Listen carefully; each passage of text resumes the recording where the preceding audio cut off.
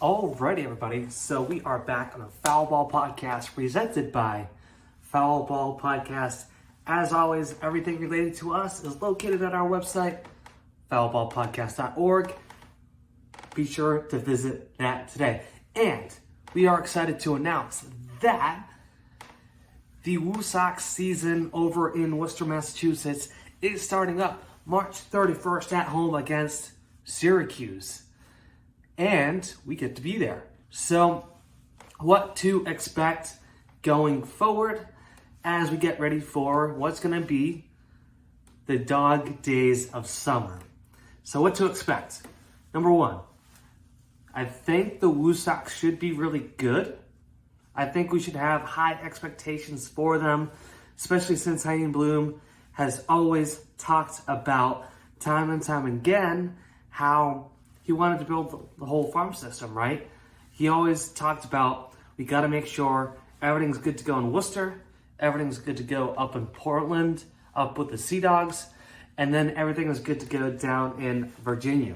And so we should have a lot of excitement and a lot of expectations surrounding that, and a lot of good players on every single level of the farm system.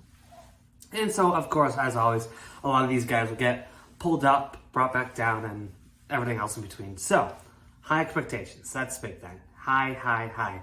Second thing, to go off of that, is Marcelo Myers, right? He's still somewhere in the mix of everything. And I know when we signed him, he was an extremely big deal.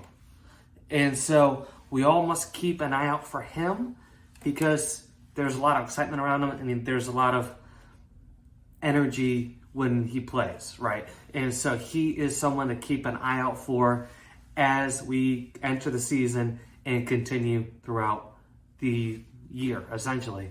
And so we may see him over in Boston. We may see him in Worcester and Portland and all that stuff. So we may see him shift around a little bit. That's okay. Because if he shifts around, it's all right. He's learning the ropes. And so third thing, right? I think we should expect the WooSox, the Worcester Red Sox, a lot as long as with the team out in Boston, up in Portland.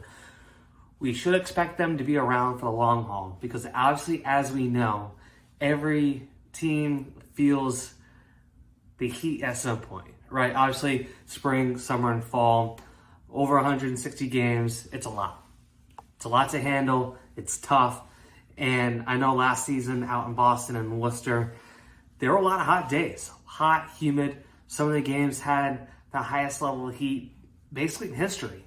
And so now that we've dealt with that kind of level of heat, we know what to deal with. And so I know there's a lot of teams that I've even talked with that had come out here and we're like, what the heck? You know, we just left Texas. We just left Florida. We just left Kansas.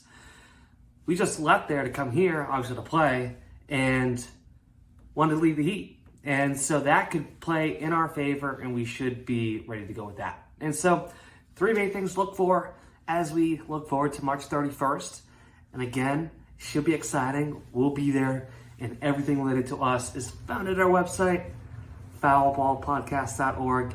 And as we move through spring training, keep an eye out for everything else that you might want to look out for, and we'll be sure to talk about whatever that may be. So we'll catch you next time. See you in a bit.